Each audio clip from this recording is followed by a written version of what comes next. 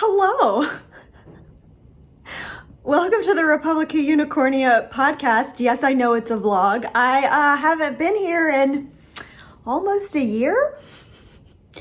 Last year was a lot for a lot of reasons, as it was for many of us, and this was something that fell by the wayside.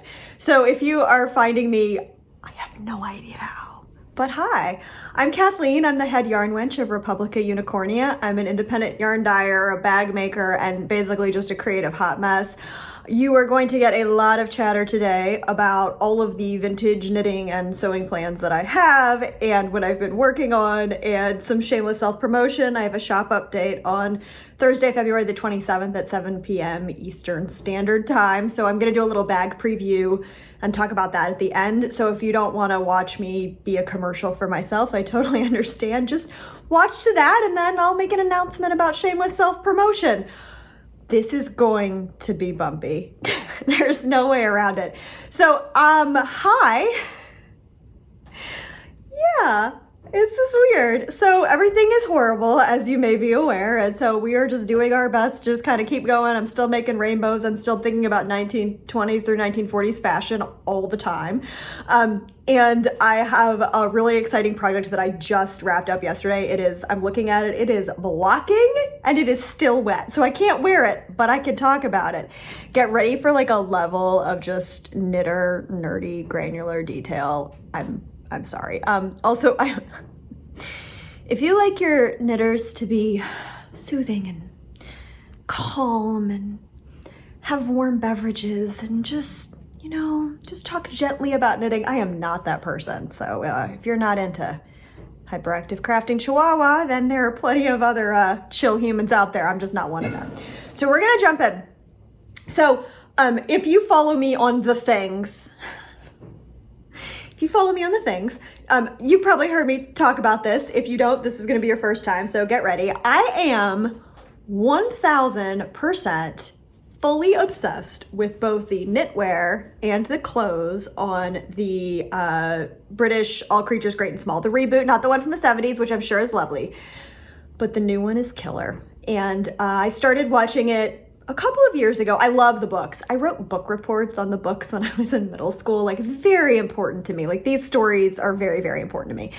And I was a little hesitant about watching the series because anytime you watch something beloved, it can explode. But actually, I went back and read the books, and James Herriot is not like a narrative storyteller. Like, there's not a lot of character development. There's some, but like, it's mainly a memoir of like, this is what he was doing as a vet in the Yorkshire Dales. And they've really done a good job in the new series of deeply going into character development. And it's just a beautiful show. It's all about community and chosen family and things being terrible and you keep going anyway. Is any of this sounding familiar?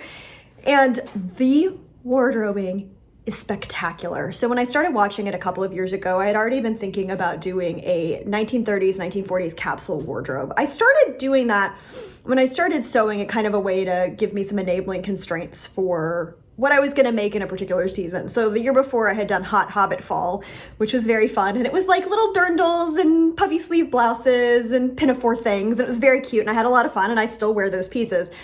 And so that next winter and spring, I was like, okay, I'm going to do 1930s and 1940s. I did not expect that it was going to become basically my entire life of making things, and changed how I dress, how I think about things, like what I knit, what I sew, how I move in the world. Like, I now feel naked if I'm not wearing lipstick when I go out, and like a little naked if I don't have some kind of head covering, which is that's new.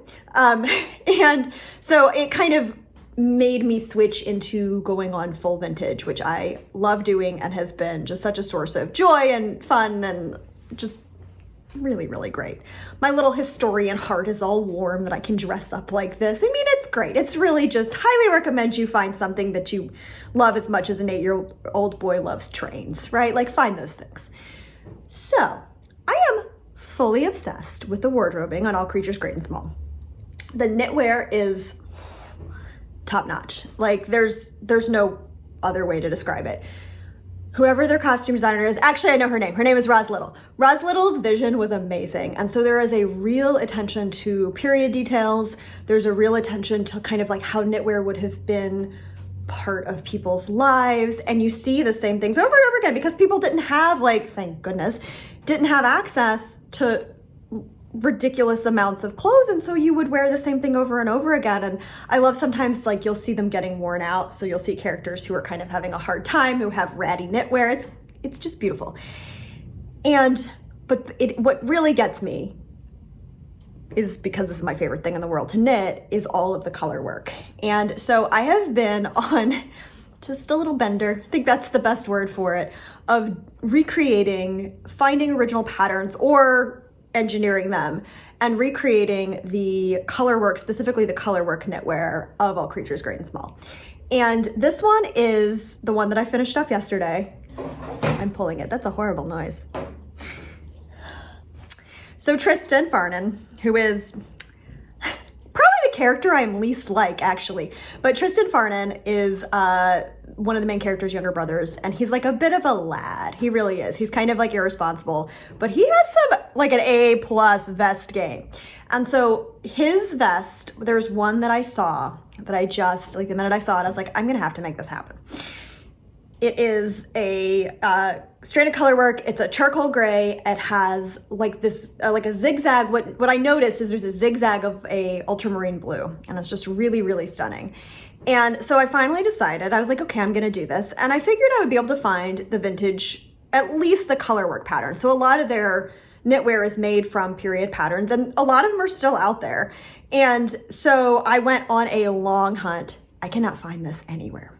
Like, that's not saying it doesn't exist, it's that I couldn't find it. It may exist. And it may also not be from the 30s and 40s, like that's another option. But I did a deep dive, and finally I was like, okay, I'm just gonna have to reverse engineer it. So I had the best time, because I actually really like doing this, reverse engineering the color work pattern for this vest. And I did it entirely from stills from the show, which, like, took a while. And there was some swatching, and I had to figure stuff out, and there were just some things. But at the end of the day, it is, whoever did it, it is a fairly standard Fair Isle motif. It's a 12-stitch repeat with one exception that I'll talk about. And it's geometric, and so it's easy to line everything up. Like, it really does kind of fit into that. And so I did that, I swatched, I did all of the things, and I decided for this one that what I wanted to do is make my own pattern entirely. When I say that, I mean, I made the pattern for myself. So I'm just gonna show you. So here it is. I love it so much.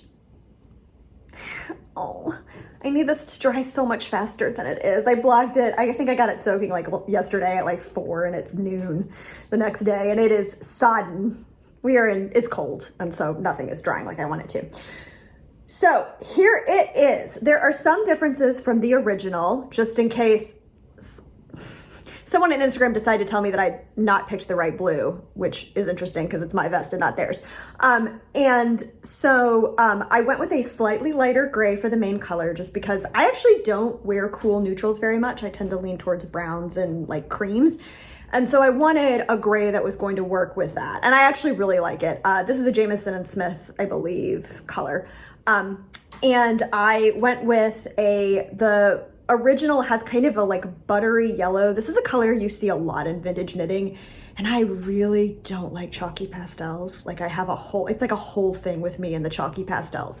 And so like a baby blue, like that, like they look like Tums, like the pink.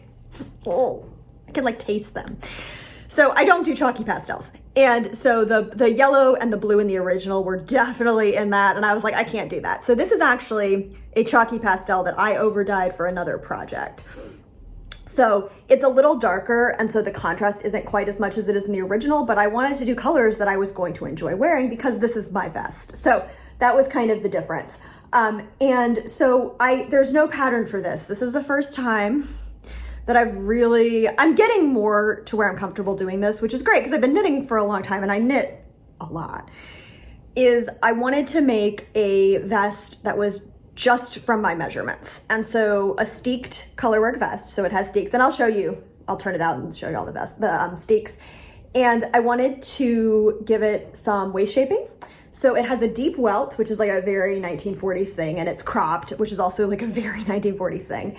And I did some waist shaping, which I really, really like how it fits. I am a child-sized human, and like boxy stuff, I kind of just swim in it. And so this has a little bit of definition, and it's really cute on the fit is, I mean, I made it according to my measurements. And so the way that you do that, this is a gross oversimplification, and I highly recommend, not sponsored, not that she would, Squid School of Vintage Knitting to get you in the zone of doing that, of what that means and what does it mean to like have gauge, like figure out your gauge and figure out your body measurements and like make that happen in a garment. Like it takes some practice. I'm delighted because it means that I'm turning out knitwear that I really like. So it has waist shaping, and it has, obviously, I don't know why I'm saying this because you can see it, it's got a V-neck. So it has steeks at the armholes and at the front neck. So I'm gonna turn it inside out. Again, it is damp, so it's kind of like, you can't feel it, but anyway. So it's just it was a matter of figuring stuff out. Now, the good thing is I now have a base pattern that I can use for all of the 1930s and 1940s colorwork vests that I like. I was a little late adopter to this garment, just a colorwork vest in general. I'm like, why do you want that? But as someone who lives in a climate that is often very in between and needs layering, and like, I don't know, y'all, I hate dressing for like everywhere between like 55 degrees Fahrenheit and like 70 degrees Fahrenheit. I never know what to, like I'm too cold, like especially in the 50s and the 60s, I'm too cold for short sleeves, but it's too warm for long sleeves. And so a sweater vest is actually really great for layering and also extremely cute. And they're fun to make and they don't have sleeves. So you use less yarn, they go faster. This was about a month of monogamous knitting. So I'm gonna show you, the ends are, I weave in, when I knit for Isle, I weave in the ends as I go. I just haven't trimmed them yet, so it's not like I have ends to weave in, they're just hanging out. So here are my steeks. So I did the front neckline steek, and you can see the armhole steeks, and I do a double crochet reinforcement, and then I tack them down with a whip stitch. They don't look amazing on the inside, but the great thing is about steeks is they will felt down as you wear them. Oh, if you don't know what a steek is, I can tell you. So a steek is a bridge of stitches that you add and then later cut open. So what this allows you to do is something like stranded color work. If I was to, like a vest that doesn't have stranded color work, if I'm just knitting like a regular vest, you can knit in the rounds up to the armhole, and then you divide for like the front right and front left, and then you knit them separately, and then you knit the back, and then you do at least when I've done it, a 3 needle bind off at the shoulders. You don't really, I don't at all want to knit stranded color work flat. Tension's a nightmare. It just kind of sucks. And so the Scots and the Scandies figured it out, thank goodness. The word steek is actually, I believe, of Scottish origin. And so what you do is you add in stitches, and then you work them, and then you cut them open, which sounds terrifying, but it's not. Because if you think about knitting unravels horizontally, and you're actually cutting it vertically. That's not saying your steek can't fail, it can, which is why I reinforce it with crochet. And because this works best on really sticky yarn, so this is mostly, I think actually entirely Jamieson and Smith and Ralma phenol, which they're woolen spun and they're sort of rusticky sheep, so the fibers want to stick together anyway, and so you're not fighting that. You can steek superwash garments. I have not. You need to reinforce the steek with a sewing machine, but no. It's just not something I've ever wanted or needed to do. And it's like, if I'm gonna knit stranded color work, I'm gonna use these kind of yarns because they're so beautiful in it. So that's that. And so I'm planning on, I took some video footage and I'm planning on getting, we'll talk about this, but I'm planning on getting a reel done on Instagram so you can see if you've never seen it. It's kind of fun. I actually have a whole video series on how to add a steek to a garment that's not steeked and cutting it open and all that business. So if you want to watch it, it's several years old and the video quality is piss poor, I believe is the technical term. And it's also a thing I don't wear anymore because it doesn't fit in my style. Anyway, whatever, you can watch it. It's fun. Cutting your knitting is fun. It's a little terrifying the first time. It was really scary. I made sure I was caffeinated, but not too caffeinated. And I had rested, whatever. And I made a big drama deal out of it. And the second one I cut in bed while watching TV with cats on me, so it gets easier. So that is my Tristan vest, and I am so excited to wear it. Now, I am me, and I am the book If You Give a Mouse a Cookie in Human Form, as are lots of people, but so I'm gonna put it down. So Tristan often wears, and you see this a lot, this was a very popular style at the time, is like dudes wearing Fair Isle vests also have a tie underneath. And so I decided that I needed to knit a tie. So I started this, I got that blocking, I started this, it's going really fast. It is a free pattern, I think by Yarnspirations. Is that what it is? We're having a beverage. I think that's what it is. And it's a tie. It's a necktie. And it's just done in seed stitch. I had the funniest moment with my spouse last night, which was like, I've made a tie before, but the one I made was like designed for lady type people. And it's like, it's another Squid School pattern, but it's basically like, my husband saw it and was like, it's a clip-on. It basically is like a knit and it's already done and you don't have to think about tying it. And I don't know how any of this works. I haven't worn neckties. It's like not a garment I wear. So we had a very funny moment last night of us trying to like figure out measurements because the pattern has it being way too long. Cause like their model is like a 6'5" teenage boy and I am none of those things. So we had a funny moment like getting one of his ties out and figuring out. So I think I figured out measurements, which will be good because it'll be kind of a base I can use. And it's a DK weight and it's, I mean, I don't know if you can see the seed stitch because it's a really dark color. This is my colorway, which is the hollow, which was part of my Poirot yarn collection. It's like a true port wine burgundy. It's like one of my favorite colors to wear. And so I'm making another All Creatures sweater out of this. It's a cabled one. I'm not going to talk about it because I'm sick of hearing about it, and I'm sure you are too if you have heard me talk about it. Anyway, so this is a hollow in BFL DK, and yeah, it's actually, I mean, after like constructing a pattern from scratch, it's pretty, I snorted, it's attractive. It's pretty straightforward, but it's very pleasant. So I'm gonna have a tie to go with it. So I'm looking forward to my whole photo shoot business, and my spouse is going to have to teach me how to tie a tie because I have no idea how to do that. Again, not something I do. So that's what I'm working on. Yeah, that was a big one. That vest was a big one, but I'm really excited. One of the other things that I have learned how to do in the last little bit of time is I really wanted to figure out how to take this sweater pattern that I'm wearing. I'm going to back up so you can see it.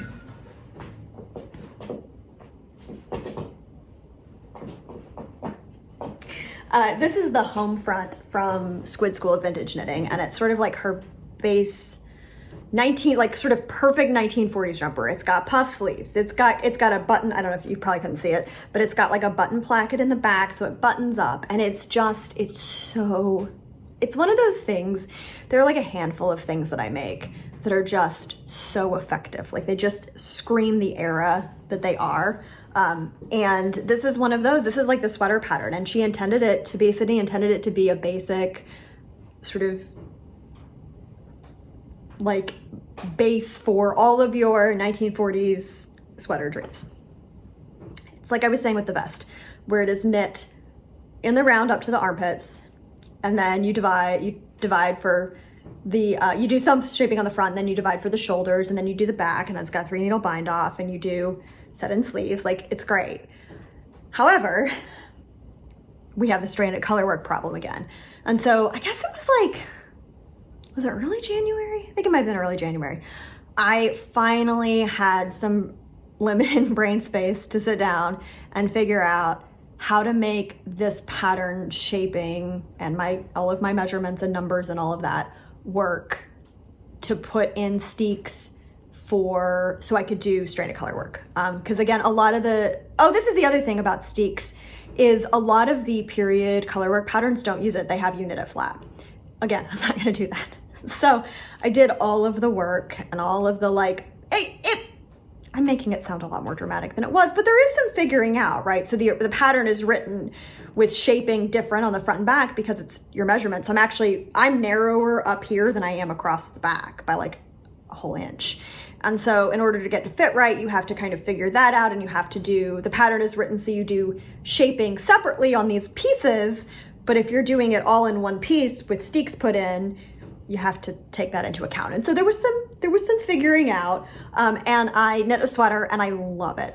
And so I made one that's strand of colorwork using a 1940s colorwork pattern, but not the sweater pattern, if that makes sense. And so I love this. This is very exciting. So I now can do strand of colorwork 1930s and 40s vests and pullovers, which is great. And so in the tradition of my obsession with all creatures great and small, one of the characters, I guess it was 2 or 3 episodes ago, we're like on the new season. I think last Sunday was the last episode of the new season in the US.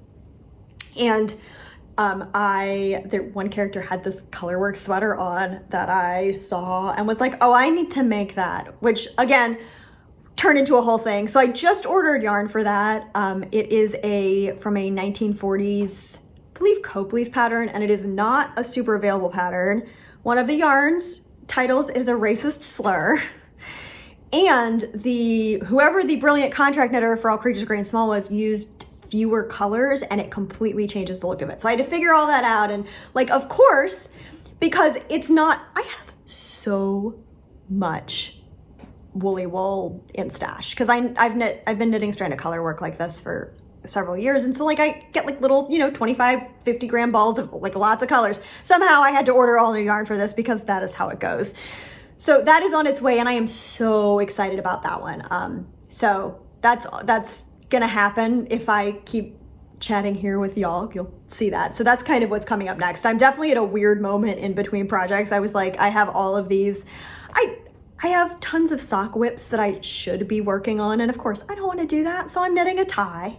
I'm looking longingly at my vest, and we will figure it out. So that is what's going on the knitting front. Yeah, sewing has not been happening. Since October, I have made almost all tried and true patterns. I haven't made anything new. There was one new thing in there that was not a super success. I made a pair of overalls that a pattern I've made before. I made a blouse, I made a skirt, and I made a pair of pajamas. Like, that is not for me. Like, I sew a lot. I just haven't had the brain space for it. And also, like, this is knitting. It's been knitting prime time. Like, I can't wear things that I like. I mean, I can wear things that I sew, but it's not nearly as exciting as like the few months that I have where I live to actually wear knitwear. So that has been where my focus is going. But I can definitely tell it's starting to be a little more spring. It's cold today, but it's supposed to warm up, and I'm starting to kind of feel that itch. The problem with me and sewing, I mean, there are several. One, it's very hard. Two, I've been garment sewing seriously for almost 4 years now. And as I've gotten more advanced and as my vintage style has gotten what it is, everything I make has gotten a lot more complicated. So I'm not really, I mean, occasionally I'll make tried and true patterns again, right? Like the blouse I'm wearing, like I'll definitely do that.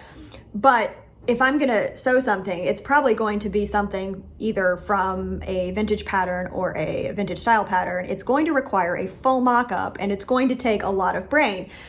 Interestingly enough, the thing about me and vintage sewing patterns is I figured out, and this explains why like my own personal style has maybe always leaned a little pre-1970, is my body shape was at one time very fashionable. That time is not now. It was not the time when I was a teenager, but I actually, and it took me a while, and I was like, what's different about vintage patterns?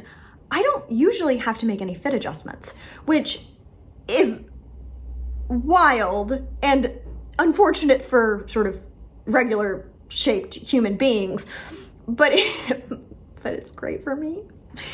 And so it's interesting. So when I make a mock-up for vintage sewing patterns, I'm almost never going to have to make fit adjustments. What I am primarily trying to do is figure out how the hell this thing goes together, y'all. The earlier back you get, the more like what is happening? Like, what are seam finishes?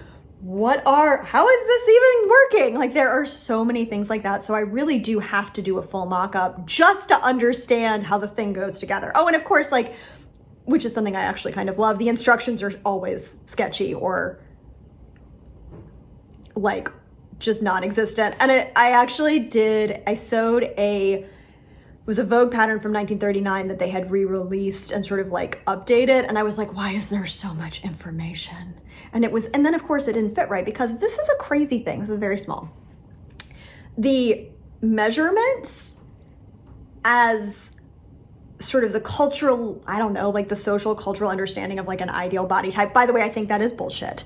But whatever that is in the fashion world, it changes over time. And so as the sort of like, again, I don't believe any of this, but as the like ideal lady type body shape is like bigger boobs, smaller everything else, I like lose in modern patterns. My bust size corresponds with a pattern measurement that is 2 full inches smaller than my waist and like 3 inches smaller than my hips. And the vintage patterns are like, there is plenty of room for activities. And I love it. So anyway, that's just like a whole thing. So, but with my brain space being the way that it is, it has been difficult for me to be able to even think about doing a full mock-up, because like with a new pattern, I have to trace the thing. I'm gonna wear myself out, but you have to like trace it and you have to make the mock-up and you have to figure it out. Like, it's a whole thing. And I just haven't had the space for it, but I have some plans. So we're gonna talk about my aspirational sewing plans. I really do hope that as like, there's more daylight and things, that I get a little more excited about it, because right now all I wanna do is knit. But we're gonna talk about my plans. And this is the other thing. I know this about myself. I will always plan more than I have the time or energy or capacity for in a season. Always. Always. And so stuff gets rolled over, and I like to have the supplies. This is just part of my process. I like to have the supplies on hand, because I don't know when the mood's gonna strike me, and I do not like having to wait for things. So if I'm gonna get creative, like, I'm ready. So I've had these patterns and these fabrics for a while, and I'm just really hoping that I feel like doing it soon. Okay. So this first one, this is the Gina dress. I believe that's what it's called. Yep. The Gina dress from MVP, Lauren of Wearing History. If you are looking to get into vintage style sewing, I cannot recommend her patterns enough. She is just a gem of a human, but she often regrades original ones. I think this is a multi-size one. Yeah, this is a multi-size one. So it goes up to a 42 bust, which is basically impossible in true vintage patterns. Most of them are, it's rare that you find a 40-inch bust. Most of them are 32 and 30, like 32 to 36-inch bust. So she grades them, she cleans up the pattern. So this is an original pattern that she's cleaned up, regraded, and often writes really good instructions for, which, like I was saying, true vintage patterns don't necessarily have that. I have loved everything I've made of her. She has a blog and there are video tutorials, and also, again, gem of a human.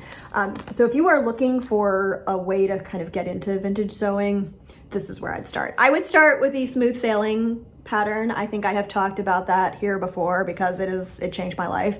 It is a 1930s style blouse with puffs, button-up blouse with puff sleeves and trousers, and I'm actually wearing a version of it that I hacked and redrafted a Peter Pan collar for, so it was more 1940s. It's the best blouse pattern ever. It just is. Anyway, so this is the Gina dress. It's a 1930s, like a mid-30s sportswear dress. It has my nemesis in vintage sewing, which is called a vesti, which strikes fear in my heart. It's like a piece that goes in between, and it's always just, it's either a lap seam or it's like, it's sometimes attached with snaps. It's just a giant pain in the ass, but it's cute. So, and I think this one has bound buttonholes, so I'm gonna have to like get okay at bound buttonholes. See, this is why I don't do it, because it's like, oh gosh, somebody steps.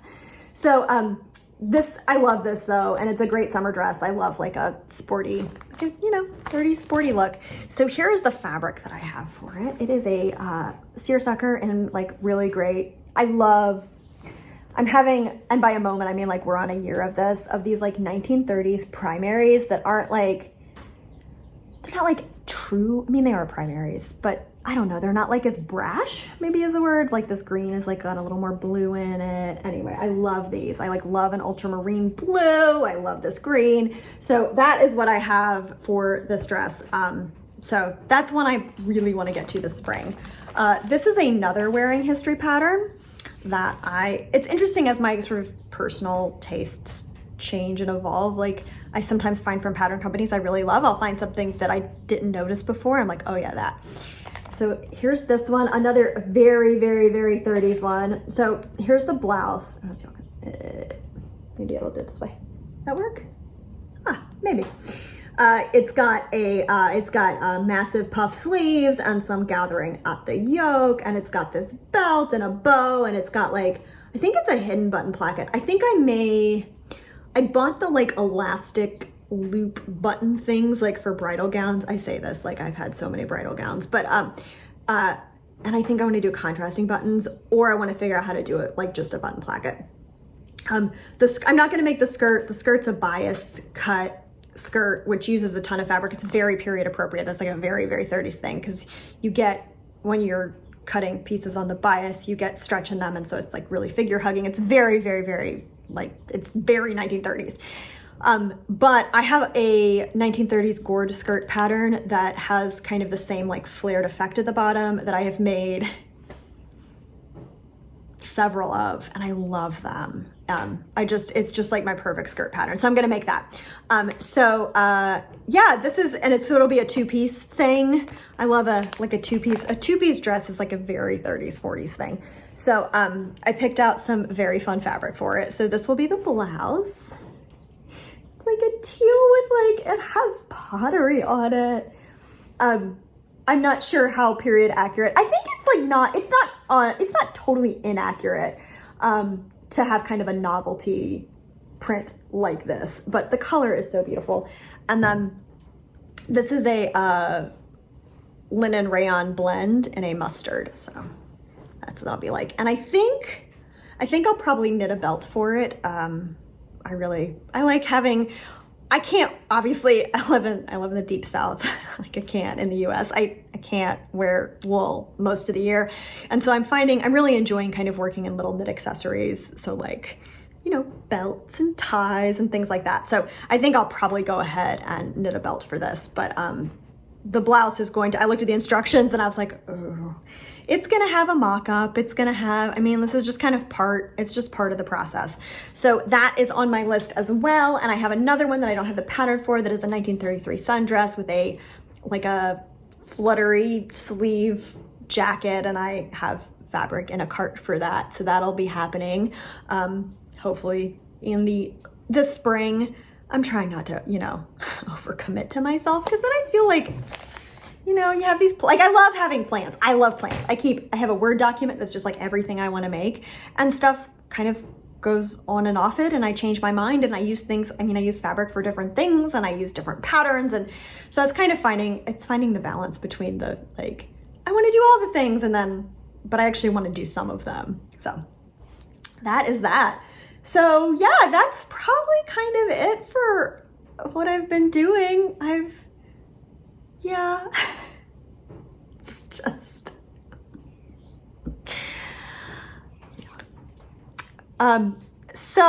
we are about to go into shameless self-promotion. But before I do, I'm going to do light shameless self-promotion, which is if you want to keep up with what I'm up to here, maybe. Who knows? Also, I started a Substack. So I am Republica Unicornia, I think, on Substack. I will link in the description below so you can find me. And I do a weekly essay, and I, talk about things. Also, I'm on Instagram. I am still on Instagram because I have a business. It's different from how I feel about if I was just like a human. I would just ditch everything and go live in a cave, but I do have to eat. So I'm still on Instagram. I'm gonna let y'all know, because you're here. I am really, for my own well-being, limiting the time I spend on Instagram. For my own well-being, and also, my morals, because Mark Zuckerberg's,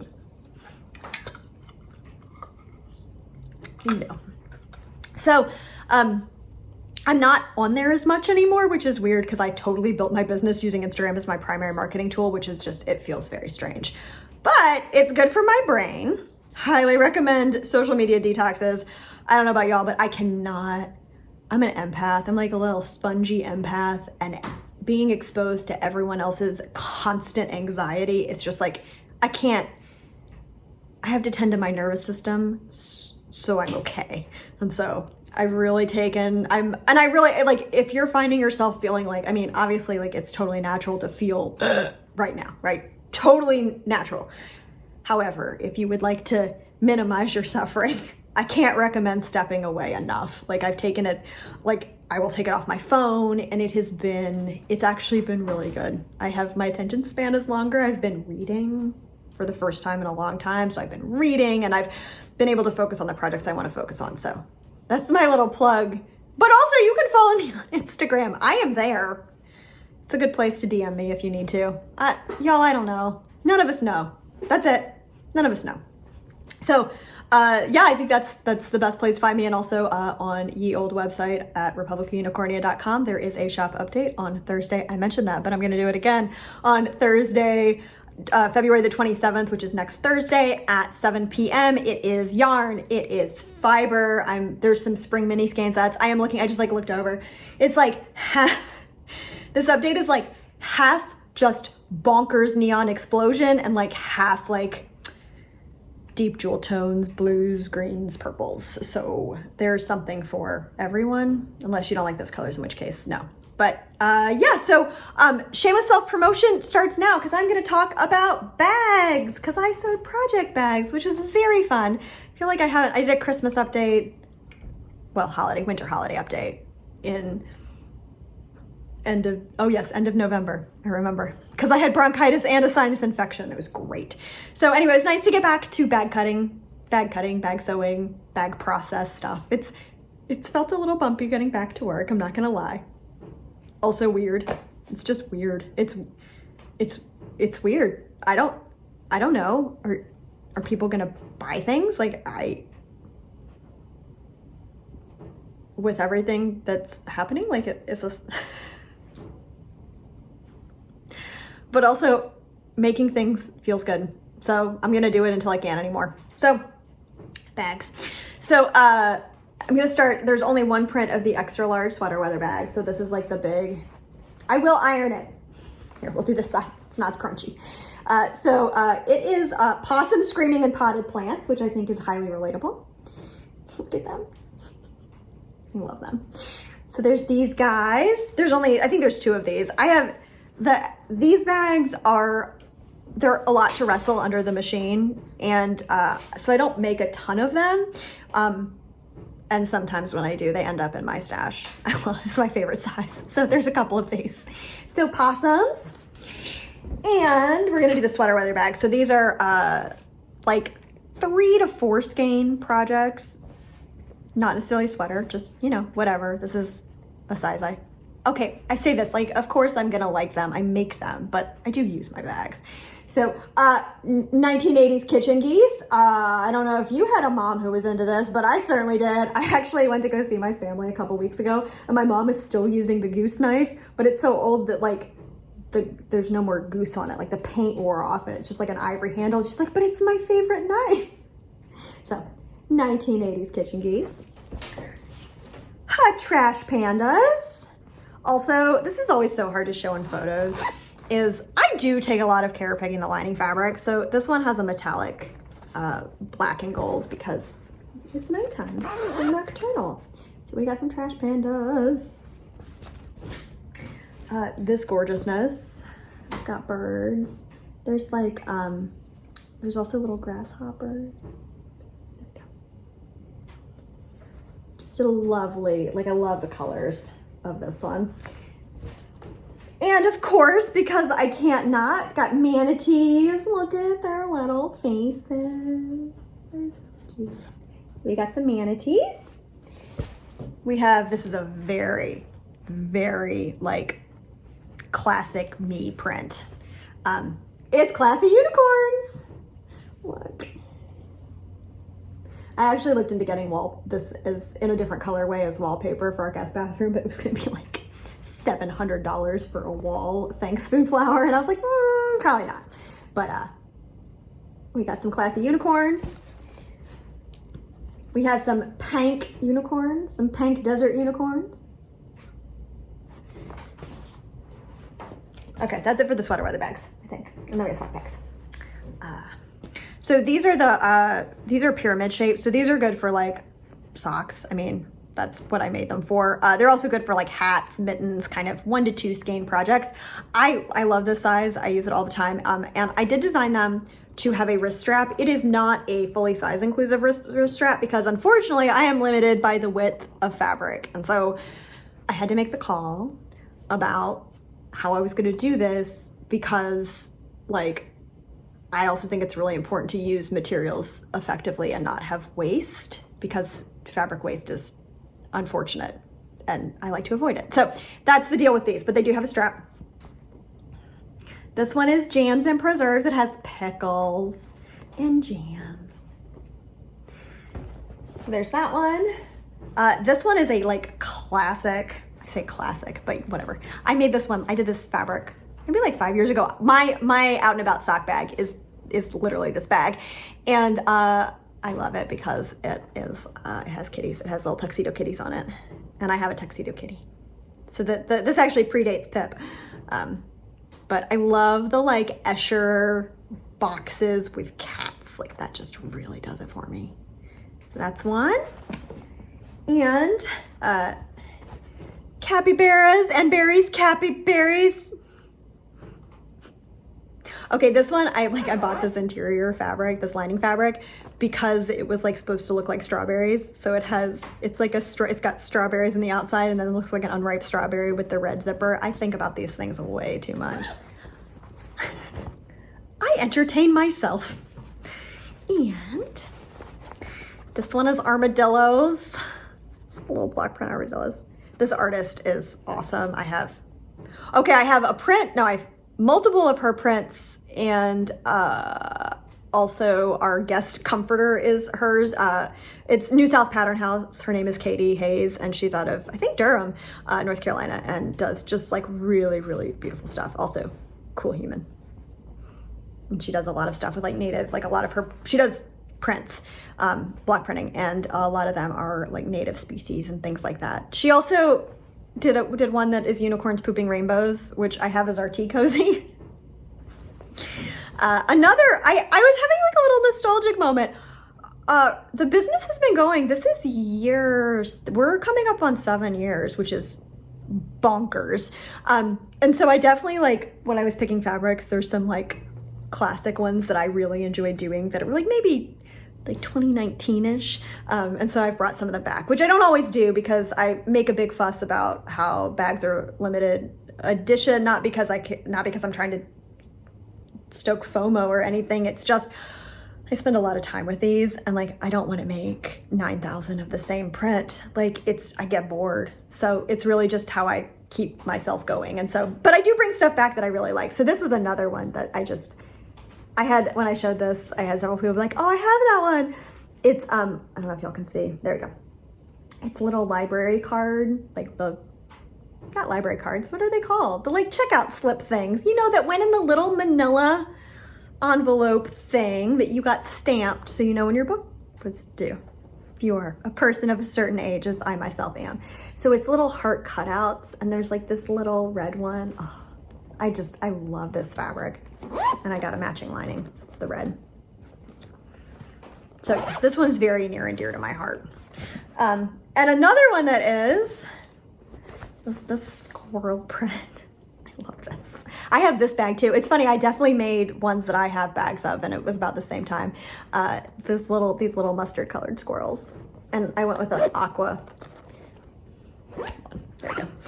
I went with an aqua. So fun. So cute. So yeah, there are bags. Oh my gosh, if you are a spinner, I don't know if y'all can see behind me, there's like a whole mess of fiber. I don't know. I think I maybe haven't dyed fiber in a long time. So I don't spin. But I had a friend who does and asked me to dye fiber a few years ago, and I was like, okay. And I actually really like doing it. It's very satisfying. I can't do as much because I do like a dye lot is one pan of like, it's like 1 4-ounce braid of fiber. And so I can't do as much of it, but it's really like, I love it. And I love seeing the colors that I know really well that I dye show up on a different medium. Like I don't know, it's just, I really enjoy it. And I like braiding it and I like how it feels. Like I enjoy the process. So I ordered 10 pounds of a domestic Tarky combed top, and I really like it. I've been dyeing Rambouillet for a couple of years, and the Tarky just behaves better. Like the Rambouillet is a little dramatic. Like it does weird things. It doesn't absorb dye quite as well. Like there's something about, I don't know, just about the fiber that behaves differently, but the Tarky is so nice. So there is so much of it. It's probably like 30 or 40 braids. It might be closer to 40. I don't know. I need to count. It's a lot. And in all kinds of colors. So there are tonals, so you can do that. There are speckled things. There are deep jewel tones. So I don't know if you can see that. There's deep jewel tones. There's bonkers neon. There's variegated. There's like a lot of fiber, and a goodly amount of yarn. So lots of things if you are ready to get your spring knitting on, like a lot of stuff. I haven't had a restock this big since September. So there will be all kinds of fun new things in the shop. So, whew, y'all, we did it. 46 minutes of me blathering. We did it. Thanks for being here. I hope that you are taking excellent care of yourself and that you are finding all the joy you can everywhere you possibly can, and that you're not ashamed of that. I have talked about this at length. It's just like right now, like what is important is you staying here and staying grounded in the things that you want to stay grounded in. Like that's it. The fascists don't like that. They don't like that. They don't like joy. So your joy is resistance. Okay. I will see y'all next time. I don't know what that's gonna be. Leave comments. I don't know how to do this. Like, y'all. Find me on the internet. Don't find me on the internet. I don't know, y'all. Okay. Take care. Bye.